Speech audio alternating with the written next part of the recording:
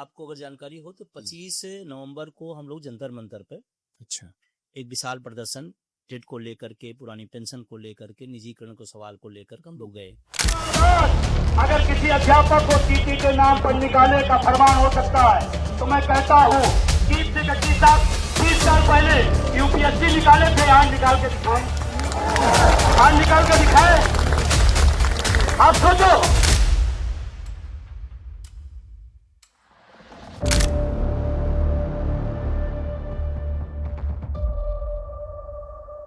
कई बार कहा है बात कि शायद ये शब्द सरकार के है और सुप्रीम कोर्ट का मुंह।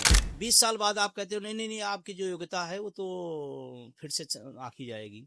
आप कह रहे हैं ना कि आप टेस्ट दो, ये करो, पास करो, तो मैं मतलब आयोग हो गया। अगर मैं आयोग हो गया तो जिस व्यवस्था ने, जिस सिस्टम ने, जिस सरकार ने, जिस शासन ने, जिस लोगों ने हमको चयनित किया वो क्या हुई? तो पहला तो उन पर होना चाहिए। हमारे शिक्षक समाज को ही फांसी क्यों चढ़ाया जा रहा है कि आज जिनके आदेश से ये निकल रहा है टीटी का मामला, चीफ सेक्रेटरी किसी भी उत्तर प्रदेश या किसी प्रदेश का जो चीफ सेक्रेटरी, उसके आदेश निकलता है। चीफ सेक्रेटरी साहब भी 30 साल पहले यूपीएससी निकाले होंगे, फिर निकालें, निकाल के दिखाएं। और जिस दिन वो निकाल लेंगे, मैं शहर से पूरे शिक्षकों से अपील करूंगा कि आप भी निकालिए, लेकिन आप आदेश करिए, आप ना निकालिए और दूसरे को कहिए कि आपने परीक्षा आप दीजिए, ऐसा नहीं होगा।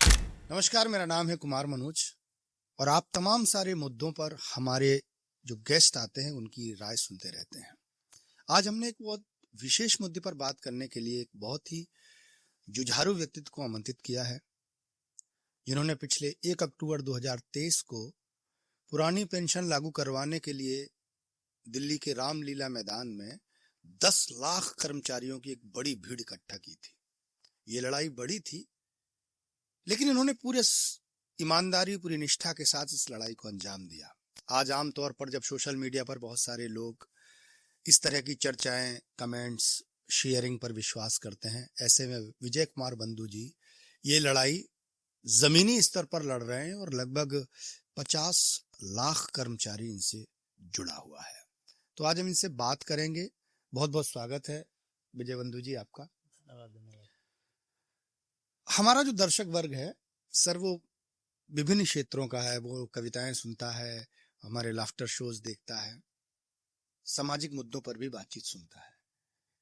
तो मैं ये चाहता हूं कि जो पुरानी पेंशन है उसके बारे में बहुत सारे दर्शकों को पता नहीं होगा। तो सबसे पहले तो आप हमारे दर्शकों को ये समझाइए कि ये पुरानी पेंशन और जो नई पेंशन है ओपीएस और एनपीएस, इनमें मूलभूत अंतर क्या है? एक तो सबसे पहले आपका बहुत बहुत शुक्रिया और धन्यवाद पूरी टीम का, और 9 वर्ष है इसलिए आप सबको शुभकामनाएं देते हुए। आपको गंभीर सवाल है और बड़ा मुद्दा है। पुरानी पेंशन एक शब्द जरूर है, लेकिन वो शब्द नहीं है बल्कि जिंदगियां हैं। और हम सब ग्रामीण प्रवेश से आते हैं। हम लोग जब बचपन में थे तो गांव में जाया करते थे, तो लोग कहते थे कि हमारे दादा रिटायर हो गए, उनको पेंशन मिल रही है।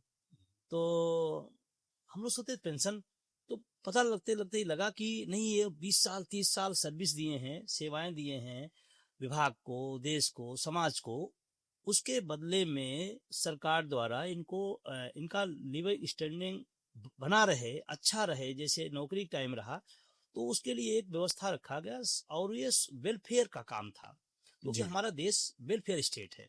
तो वेलफेयर स्टेट का पहला और सबसे ज्वलंत जो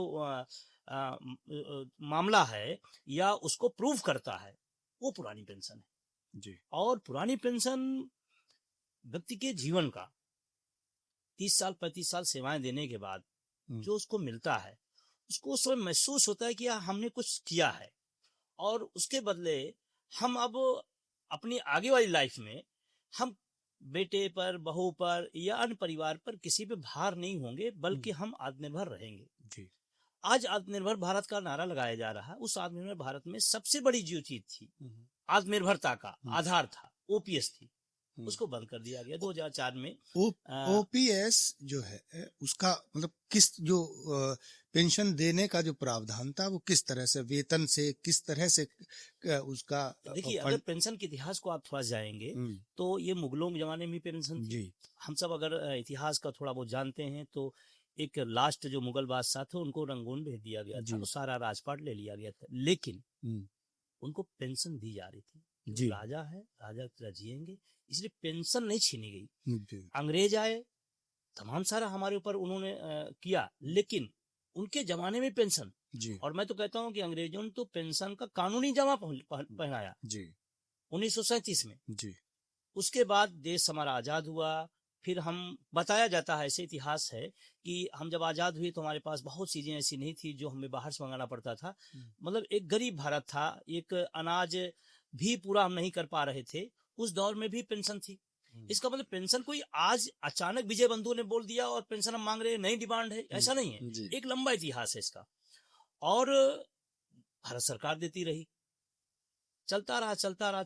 90 के बाद एक जो पूरी दुनिया के अंदर अर्थ का एक ग्लोबलाइजेशन हुआ, उसमें एक चर्चा शुरू हुई। और फिर आते आते 2004 में हमारे आदरणीय भारत रत्न माननीय अटल बिहारी वाजपेयी जी उन्होंने एक व्यवस्था लाई 2003 के बीच में, और 1 जनवरी 4 से उन्होंने लागू कर दिया नई पेंशन व्यवस्था। पुरानी पेंशन क्या थी, जैसे आपने सवाल किया कि भाई क्या कैसे करता था, तो उसका जो सीधा सिस्टम था, जो व्यक्ति नौकरी करता था, लास्ट वेतन का उसका लगभग 50% बनता था, तो उसमें बहुत गुणा गणित नहीं करना रहता था। एक आम आदमी भी कहता था मेरी 40,000 तनख्वाह है, चलो रिटायर होंगे तो हमारा 18-19,000 20,000 लमसम हमारी पेंशन बनेगी। ठीक है। और वो पहले से अपना हिसाब से माइंड मेकअप भी होता था, क्योंकि हमारे पास इतना है, हम उस हिसाब से सेट होंगे अपना। अब नई पेंशन व्यवस्था में क्या हुआ, पहली बात तो मैं बताऊं कि नई पेंशन व्यवस्था नहीं जी, वो ये स्कीम है। और मैं आपके स्टूडियो में बैठ के कह रहा हूँ, जिम्मेदारी साथ कह रहा हूँ, कोई योजना, कोई विचार अस्थाई हो सकता है, स्कीम अस्थाई नहीं होती। जैसे कोलगेट के साथ एक ब्रश, तो कोलगेट बिजनेस है, ब्रश स्कीम है, तो ये स्कीम है, स्कीम का कोई भरोसा नहीं। और अभी 25 सालों 20 सालों से लगभग ये चीजें क्लियर भी हो गई, जो आज मैं कह रहा हूँ कि स्कीम का कोई भरोसा नहीं। हजारों बार इसमें बदलाव किया गया, इसका मतलब ये परिपक्व नहीं है। ओपीएस में कोई बदलाव नहीं हुआ, वो गारंटेड पहले दिन से गारंटेड व्यवस्था, गारंटेड थी। और एनपीएस हमने कहा नहीं, पेंशन व्यवस्था नहीं है। और जो पैसा एनपीएस के तहत लोगों को मिल रहा है, मैं आपको बताऊं कि वो पेंशन नहीं है, बल्कि जो एनपीएस के तहत 60% वापस कर देंगे, 40% पैसा आपका रखा रहेगा, तो वो उसका ब्याज है, जिसको मैं अपने आपके दर्शकों को बताना चाहता हूँ बहुत जिम्मेदारी साथ, वो पेंशन नहीं, वो ब्याज है। और उस ब्याज का जो भी, किसी का 2 लाख, किसी 10 लाख, जो भी जमा है उसका ब्याज मिलेगा, पेंशन नहीं है वो। पहली बात। अंतर की बात अगर हम करें, दोनों के अंतर की बात करें, तो दोनों में एक तो तुलना नहीं की जा सकती है, और दूसरा है कि स्कीम और एक लोक कल्याण की भावना, दोनों में फर्क है। और वो सामाजिक सुरक्षा का अगर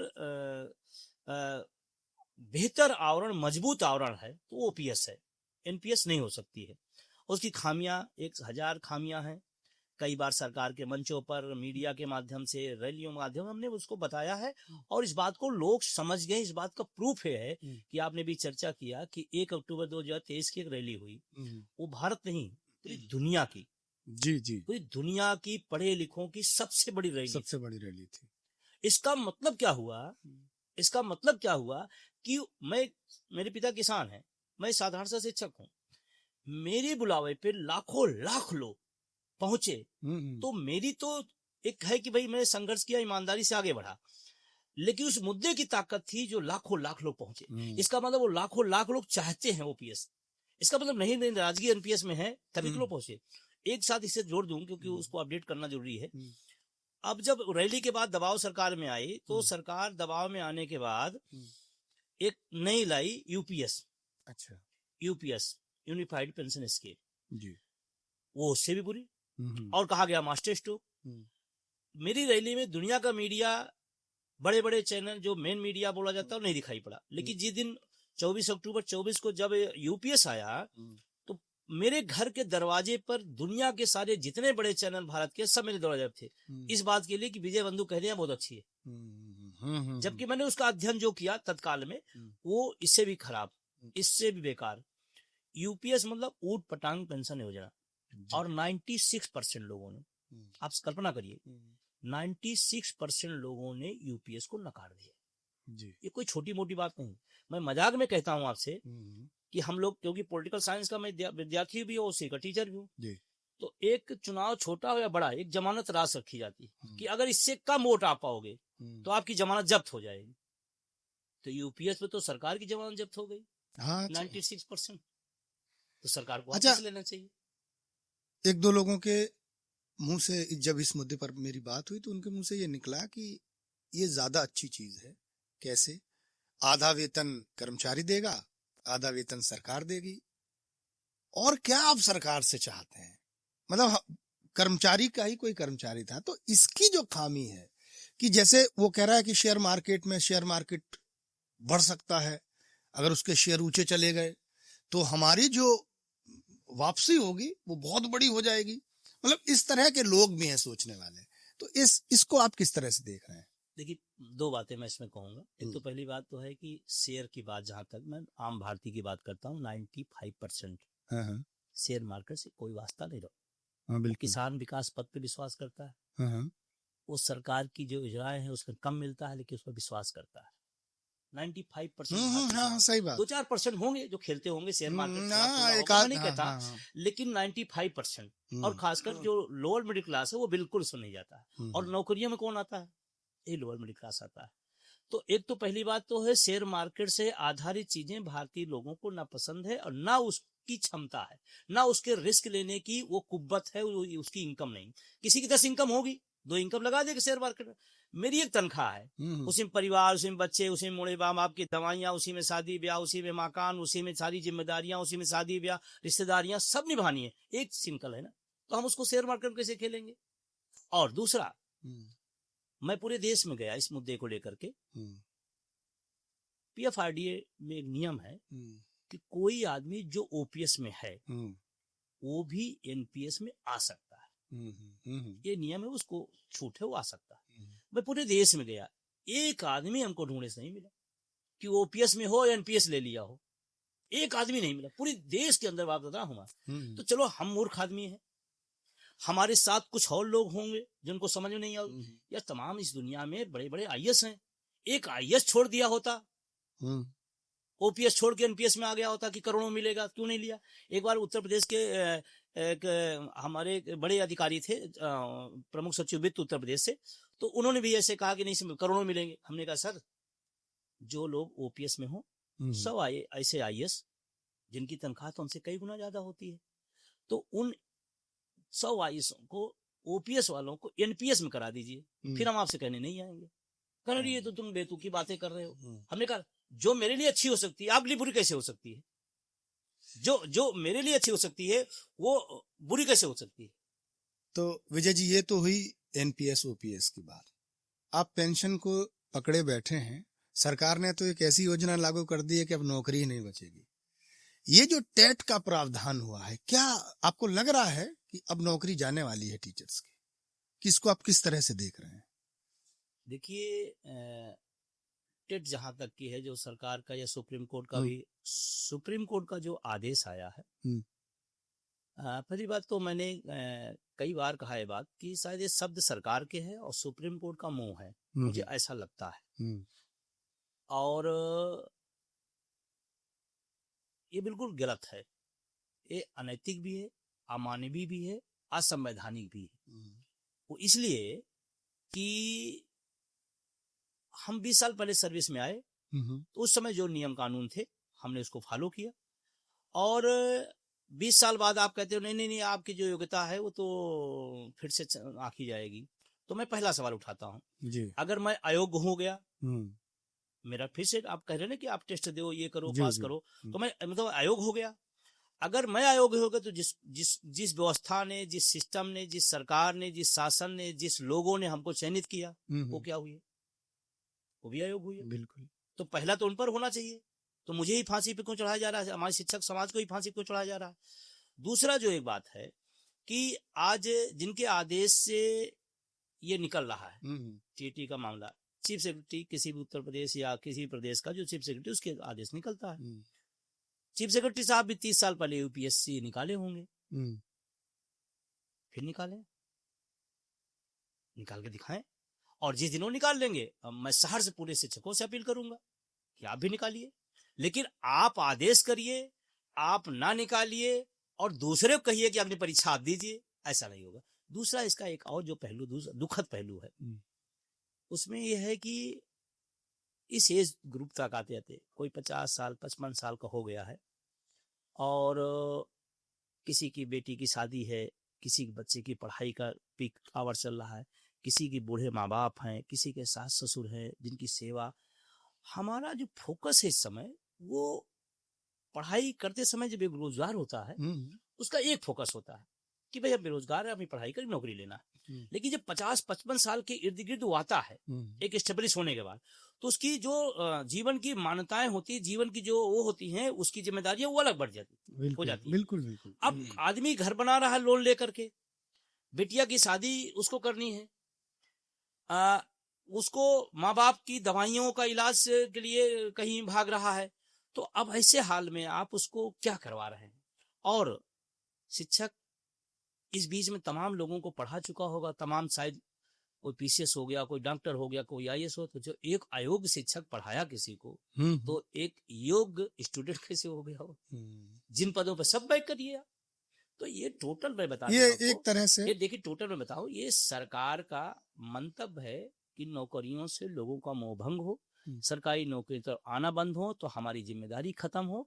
ये सरकार बहुत तरीके से सब निजीकरण करना चाहती है, सब निजी हाथों में देना चाहती है, वो उसी का एक प्रोसेस है। जहां तक निजीकरण की बात आपने की,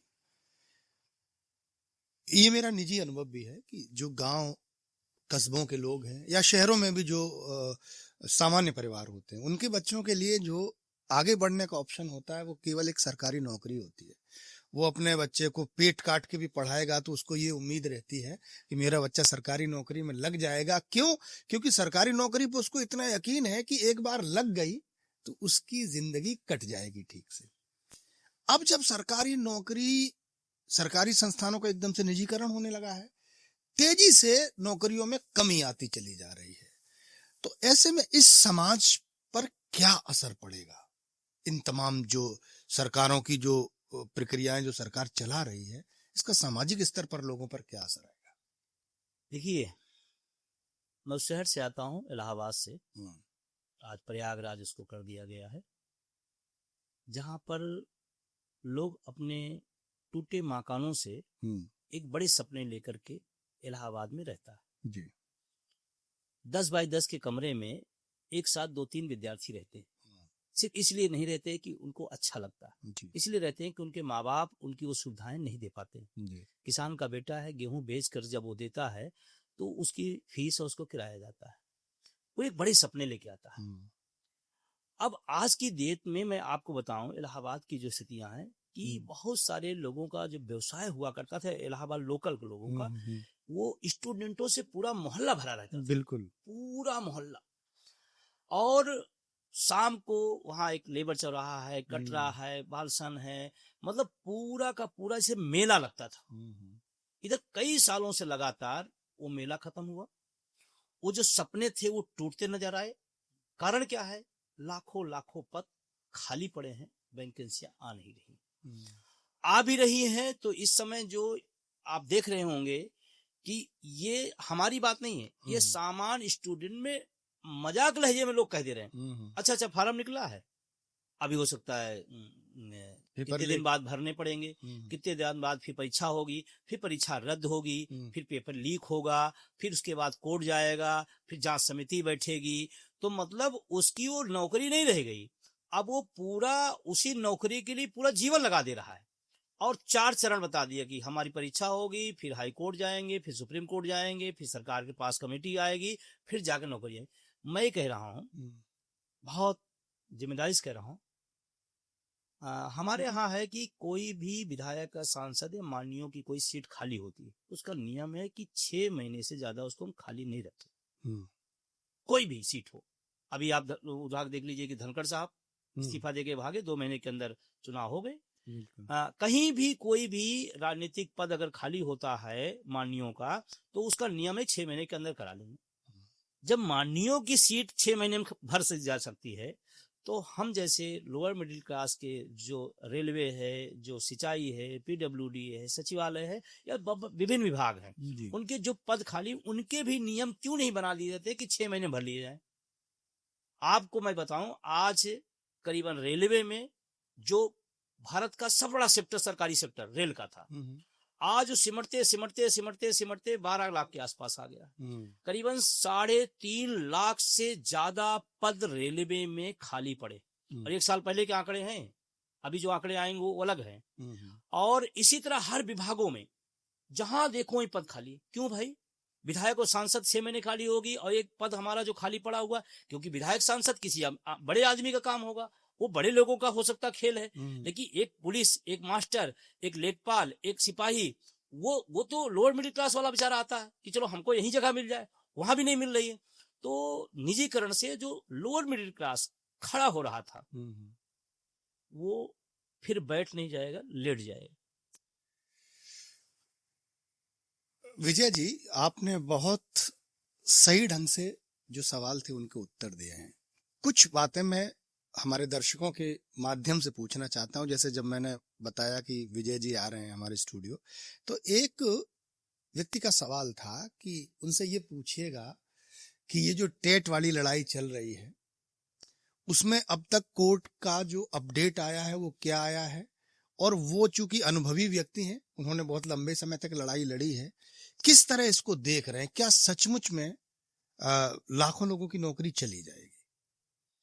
देखिए, पहली बात तो मैं इस वाली घटना के बाद तमाम साथियों पर तमाम तरह के कुछ दुर्भाग्यपूर्ण घटनाएं हुई। मैं अपने साथियों से कहता हूं, जिंदगी मिली है, शेरों की तरह लड़ना है और जीतना है। तो आप इस तरह कोई अप्रिय घटना पर विचार नहीं करना है और हमें मजबूती लड़ना है। और किसी भी लड़ाई का अंत अगर हम लड़ते हैं ईमानदारी, तो जीत होती है। रही बात टेट के निर्णय पर सुप्रीम कोर्ट का जो आदेश है, ठीक है, वो सबको मान्य है और स्वीकार होता है। लेकिन लोकतांत्रिक देश में अगर न्यायपालिका भी कहीं अगर इतर होती है जनवादी मुद्दों पर, जनवादी हितों के खिलाफ, तो हमें, हमारा काम है हम उसको बताएं कि नहीं, ये गलत फैसला है और निश्चित रूप से गलत फैसला है। लेकिन इसमें सबसे बड़ा दोष सरकार को मानता हूं मैं। सरकार इसलिए मानता हूं कि अभी तक इतने महीने बीत गए, धरना प्रदर्शन सब लोगों ने किया, लगातार लड़ाइयां कर रहे हैं, तमाम सारे हम सारे लोग लगातार उस पर काम कर रहे हैं, लेकिन सरकार की तरफ से कोई प्रतिक्रिया नहीं आ रही है। पार्लियामेंट में इसका मतलब है कि सरकार इसके पीछे है। नहीं, पार्लियामेंट में मैं देख रहा हूं कई सारे सांसद क्वेश्चन उठाते हैं इस वाले सरकार में। तो मैं कहता हूं कि ये संसद सत्र टीटी के नाम पर गया था। और क्या सत्ता, क्या विपक्ष, मैं ये नहीं कहता कि विपक्ष ही उठा रहा, सत्ता भी तमाम सांसदों ने उठाया, सत्ता है, विपक्ष है, क्योंकि वो एक 20-25 लाख, पूरे देश की बात में करूं, 20-25 लाख लोगों की जिंदगी और रोजगार का संकट समूह, और अब सरकार उस पर चुप बैठी हुई है। मैं एक उदाहरण देना चाहता हूं सरकार के लिए कि सरकार मतलब होता क्या है। सुप्रीम कोर्ट ने एक गाइडलाइन दिया निर्वाचन आयोग के बारे में, शायद आपको याद होगा कि निर्वाचन आयोगों का आयुक्तों की नियुक्ति में कौन कौन रहेगा? नेता सदन, नेता प्रतिपक्ष और सुप्रीम कोर्ट का चीफ जस्टिस, 3 लोग रहेंगे। ये कौन तय किया? सरकार ने तय किया, संसद ने तय कर दिया, सुप्रीम कोर्ट ने तय कर दिया। सुप्रीम कोर्ट ने तय कर दिया कि 3 लोग रहेंगे और 3 लोगों से निर्वाचन आयोग तो नियुक्त होगा। ये सरकार को पसंद नहीं आया। सरकार इमीडिएटली चीफ जस्टिस बिना चर्चा, बिना परिचर्चा, बिना कुछ फट से गई, सदन में रखी और सदन ने प्रस्ताव पास कर दिया कि नहीं, इसमें ये रहेंगे, एक नेता सदन रहेगा, एक नेता प्रतिपक्ष रहेंगे, एक वरिष्ठ मंत्री रहेगा। आपने चीफ सेक्रेटरी को, वो आपने चीफ मुख्य न्यायाधीश को आपने हटा दिया। तो आपका विषय था तो आप तेजी में बढ़ते। हमको तो, आपको तो आंदोलन नहीं करना पड़ा, पब्लिक भी सड़क नहीं उतरी, टीटी के खिलाफ तो पब्लिक सड़क उतर रही है, तब भी आपको नहीं आ रहा। इसका मतलब सरकार की मंशा है कि हर व्यक्ति बेरोजगार रहेगा, लाचार रहेगा, तो 5 किलो राशन पर जिंदा रहेगा, और फिर वो जो जिंदा रहेगा उसको हम अपने हिसाब से जिंदाबाद बुलवा लेंगे। ये 2 सरकारें इस देश में लंबे समय तक काबिज रही हैं। कांग्रेस की सरकार रही, इधर कुछ दिनों से भारतीय जनता पार्टी। ये सवाल थोड़ा पॉलिटिकल है और मैं ये मानता हूं कि व्यक्तिगत नहीं है, ये कर्मचारियों के हितों की बात करते हुए सवाल पूछ रहा हूं। इन दोनों सरकारों में आप कैसे देखते हैं कर्मचारियों के लिए कौन सी सरकार आपको ठीक लगती है? आज हम बैठे हैं 3 जनवरी हम्म, 2026। जी 1 जनवरी 26 से वेतन आयोग लगना था। अब इसका आता कथन। एक समय 6% 7% डीए मिल जाता था जी वहीं। जी आज 2% भी मिलना होता है तो मिलता बाद में है, विज्ञापन पहले आ जाता है। इतने लाख करोड़ का सरकार पर भार आएगा। और मैंने आपने कहा पॉलिटिकल मुद्दा है, मैं बिल्कुल, और पॉलिटिकल मुद्दों के या मुद्दों पर बात करने से आम नागरिक को भी भागना नहीं चाहिए, क्योंकि ये बात मैं पब्लिक को इसलिए कह रहा हूं कि सारा कुछ तय कौन करता है। टीटी आया, किसने तय किया? एनपीएस आई, किसने तय किया? यूपीएस आई, किसने? सब राजनीति तय किया। तो राजनीति जब सब तय करी तो हम राजनीति से क्यों भागे? हमारा सारा जीवन जो है, हमारे बच्चों का भविष्य, सब कुछ उन्हीं पर, वो जब चाहे एक कागज पे एक लाइन लिख के सब कुछ तहस नहस कर सकते हैं, या बना सकते हैं, बिगाड़ सकते हैं। तो जब सब कुछ उसी तय होता है तो हमें उसको नजर रखनी चाहिए। चरण सिंह ने कहा था कि एक पैर आपका किचन में होना चाहिए, एक नजर आपकी कैबिनेट को होनी चाहिए, क्या फैसला कर रहा है। ये किसान नेता बड़े हमारे और देश के प्रधानमंत्री रहे, तो कितनी बड़ी बात है। तो हमारी नजर किचन में भी होगी और कैबिनेट भी होनी चाहिए। और जब सारा कुछ उसे निर्धारित हो रहा तो निश्चित रूप से जब 6% डीए मिलता था तो आप समझ सकते हैं कौन सरकार बेहतर थी। आप समझ सकते हैं कि वैकेंसियां, छठा वेतन आयोग अगर आपको याद हो तो मुझे होश संभाला है, मैं जानता हूँ 7वें वेतन आयोग में बड़ी उम्मीदें थी लोगों को, लेकिन छठा वेतन आयोग जैसा कोई वेतन आयोग बिल्कुल बिल्कुल। और अभी मनमोहन सरकार ने उस समय, हाँ, अटल बिहारी, अरे क्या कहते हैं आपका ये 8वां वेतन आयोग, दिल्ली चुनाव हुआ तो घोषणा हो गई, बिहार का चुनाव हुआ तो कैबिनेट ने पास किया। 18 महीने उसको कहा गया रिपोर्ट आएगी। 18 महीने आते आते निश्चित रूप से उत्तर प्रदेश सरकार होगी, चुनाव होगा तो रिपोर्ट आएगी, और 29 आते आते हो सकता लागू हो पाए। तो आराम समझा जा सकता है कि कौन कर्मचारी हित में है, कौन नहीं है। तो ये तो बहुत दुर्भाग्यपूर्ण रहा। आपके जवाब से कुछ चीजें स्पष्ट हुई हैं। अब हम लोग वार्ता के क्रम में काफी आगे निकल आए हैं बंधु जी।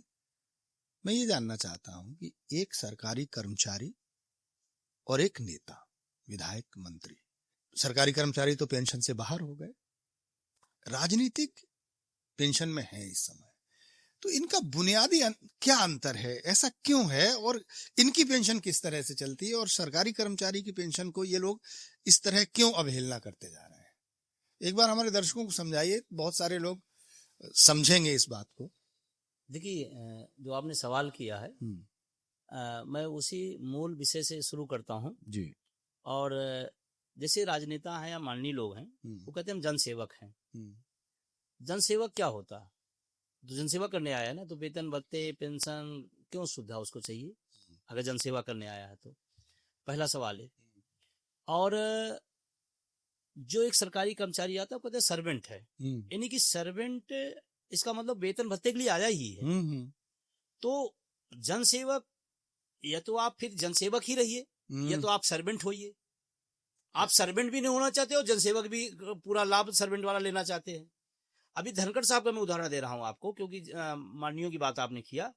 धनखड़ साहब अचानक इस्तीफा दिए, पूरी दुनिया उनको ढूंढ रही थी, वो पेंशन ढूंढ रहे थे। राजस्थान में बहुत पहले मैं विधायक था, 35,000 उसकी, सांसद 45,000, उपराष्ट्रपति का 2 लाख रुपए, 2.25 लाख रुपए एक व्यक्ति इस देश में पेंशन ले रहा। तब सवाल खड़ा होता है जी कि इस देश का अर्धसैनिक बल जो देश के आन मान शान के लिए अपनी कुर्बानी देता है, उसको पेंशन नहीं चाहिए, और जो राजनेता एसी में बैठ करके 4-4 पेंशन लेने का, ये कौन सा राष्ट्रवाद है, ये कौन सी नैतिकता है, ये कौन सी मानवीयता है, मेरे आज तक समझ में नहीं आई। और धनखड़ साहब कोई छोटे मोटे आदमी नहीं, विधायक रहे, सांसद रहे, मंत्री रहे, राज्यपाल रहे, उपराष्ट्रपति रहे, और पूरी जिंदगी जब तक वो रहेंगे धरती पर, कैबिनेट मिनिस्टर की पूरी सुविधाएं लेंगे वो, उनको चाहिए।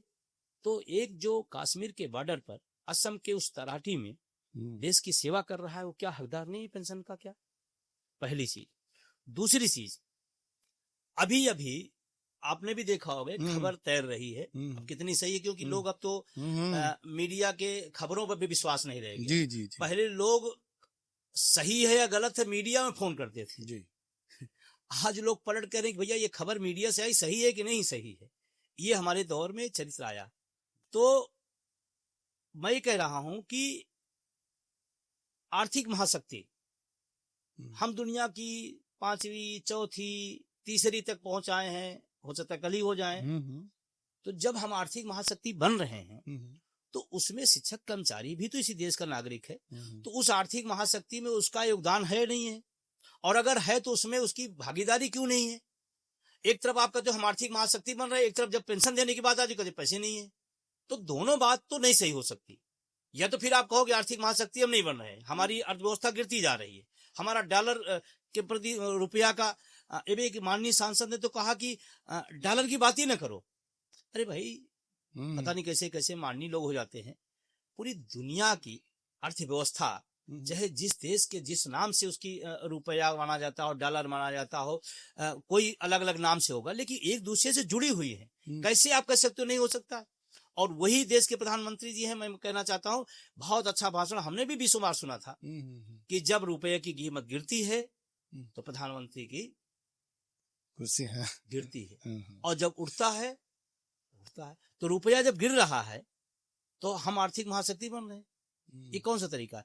तो मैं कह रहा हूं कि इस देश के राजनेताओं को पहली बात तो जितनी सुविधाएं उनको मिल जा रही हैं, या तो आप सरकारी कर्मचारी क्या है सिर्फ वेतन पाता है ना, और तो कुछ नहीं पता ना। हाँ, वो 35-40 साल सेवा करता है, 35-40 साल सेवा किया, आप आए यहाँ पर हुए और शपथ ले लिया, आपको पेंशन बन गई।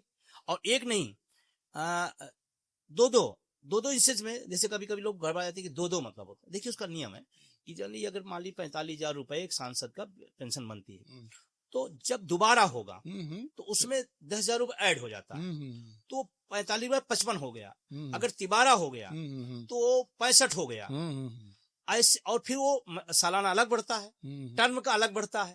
तो ऐसे करते करते प्रकाश सिंह बादल 10 बार के सांसद, 4 बार के विधायक रहे, 6.25 लाख रुपए पेंशन बादल साहब की दुनिया में नहीं है। आरटीआई लगाया, आरटीआई से निकल के आया, जबकि नियम है राजकोष से, राष्ट्रपति से 1 रुपए, राजकोष से 1 रुपए भी किसी का वेतन नहीं होगा। राष्ट्रपति का वेतन 5 लाख और बादल साहब की पेंशन 6.25 लाख। इसका मतलब संविधान का खुला उल्लंघन आप कानूनी रूप से कर रहे हैं। तो मैं तो कह रहा हूँ राजनेताओं की सुविधाएं, इनकी पेंशन बंद होनी चाहिए, और सबसे पहला हक इस देश में अर्धसैनिक बलों को बनता है, उनको पेंशन पुरानी वाली देनी है। तो अब ये जो तमाम मुद्दे आपके पास हैं, जो लड़ाई आप लड़ रहे हैं अटेवा की तरफ से, जिसमें ये टेट वाला जो मुद्दा आ गया पेंशन, इसको लेकर आपकी आगे की रणनीति क्या है, क्या आप फैसला किया? देखिए अभी हम आपको अगर जानकारी हो तो 25 नवंबर को हम लोग जंतर मंतर पे अच्छा एक विशाल प्रदर्शन टेट को लेकर के, पुरानी पेंशन को लेकर के, निजीकरण को सवाल को लेकर हम लोग गए। लेकिन आपके स्टूडियो में इस बात को दुख के साथ मुझे कहना पड़ रहा है जी कि जब गुलाम भारत था तब भी हमने तमाम इतिहास के पन्ने पर सभाएं करते हुए महापुरुषों को देखी है कि यहाँ पर नेहरू जी शपथ कर रहे हैं, यहाँ पर गांधी जी हैं, वहाँ भगत सिंह हैं, वहाँ तमाम सारे जो क्रांतिकारी विभिन्न लोग रहे राजनीतिक लड़ाई में आज़ादी के। तो इसका मतलब कि अगर फोटोग्राफ है, इसका मतलब सभाएं हुई हैं। तो हम जब गुलाम थे तो हम सभा कर लेते थे, हम बोल लेते थे, किताबें लिखते थे। भगत सिंह का हजारों पत्र है, जेल में लिख करके पत्र भेजते थे, बाहर पब्लिश होती थी, पत्र पढ़ के भारतीय नागरिक खड़ा होता था। और मैं जंतर मंतर अब की पहली बार गया तो मुझे बड़े दुख के साथ कहना पड़ा है, जैसे लगता था वो धरना स्थल नहीं, वो कोई युद्ध स्थल है। चारों तरफ से बैरिकेटिंग, चारों तरफ से फोर्स ही फोर्स, जैसे लगता है कोई देश की सेनाएं इसी मैदान पे युद्ध करने जा रहे। अरे मैं देश का नागरिक हूँ, मैं देश का भारत का भाग विधाता है हमारा वर्ग, और हम अपनी बात कहने आ रहे हैं। और उसके बाद भी जो जंतर मंतर 25 नवंबर 25 को हुआ वो अलोकतांत्रिक था, गैर संवैधानिक था, और ये आने वाले समय का एक संकेत है कि शायद आप अब अपने हक लेने देने की बात छोड़ो, शायद अपनी आवाज भी न उठा पाओ। इस तरह की जो 25 नवंबर को स्वरूप दिखाया गया, मुझे बहुत पीड़ा हुई है। और मैंने वहां पर ही अनाउंस करके आया था कि भगत सिंह शायद इसीलिए कुर्बानी नहीं दिए होंगे, इसीलिए फांसी नहीं चढ़े होंगे कि हमारे आजाद भारत में हम अपनी बात न कह पाए। ये बहुत दुर्भाग्यपूर्ण है और ये अच्छी बात बिल्कुल नहीं है भारत जैसे लोग देश के लिए। चलिए, जाते जाते आप जो है क्या संदेश देना चाहेंगे जो हमारी आवाज को दबाने का प्रयास हो रहा है, चाहे वो मीडिया हो और चाहे वो सरकार हो। जाते जाते एक सवाल ये भी है कि 2027 में उत्तर प्रदेश का चुनाव होगा, 29 में लोकसभा का चुनाव होगा, उसमें आप लोग क्या भूमिका निभाएंगे? आपका संगठन किस तरफ जाएगा?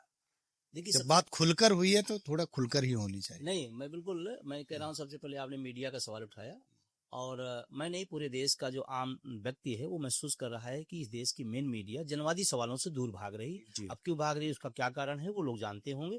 देखिए, आज कोई भी व्यक्ति धरना प्रदर्शन या आवाज उठाना चाहता है तो उसको मीडिया पे विश्वास नहीं रह गया है। ये हमारे भारतीय लोकतंत्र के चौथे स्तंभ के लिए ये विचारणीय प्रश्न है। ये नए साल के इस अवसर पर मैं तमाम संस्थानों से, मीडिया के जो हब हैं, उनसे कहूंगा कि ये क्या ऐसा आपने किया कि पब्लिक का जो विश्वास था वो खत्म हो गया। ऐसे दौर में अभी आपने कहा कि आगे क्या, तो अभी हमने एक अपील किया था वहीं जंतर मंतर से, और हमारे इस समय लगातार वो कैंपेनिंग पूरे देश में चल रही, कलम चलाओ आंदोलन बढ़ाओ। क्योंकि मैंने उसको महसूस किया है, इसीलिए हमने कहा किसी और पर भरोसा करने बजाय आपके पास खुद एक मीडिया है, आपके जेब में मीडिया, आपके हाथ में मीडिया है, वो सोशल मीडिया, उसका आप इस्तेमाल करिए। ये आंदोलन भी हम सोशल मीडिया के माध्यम से ही विश्वव्यापी बनाए। तो कलम चलाइए और आंदोलन बढ़ाइए और अपने हक की आवाज के लिए आपको खुद लड़ना पड़ेगा। आप ये सोचें कि कोई आएगा, कोई कर देगा, अच्छा कुछ नहीं होगा।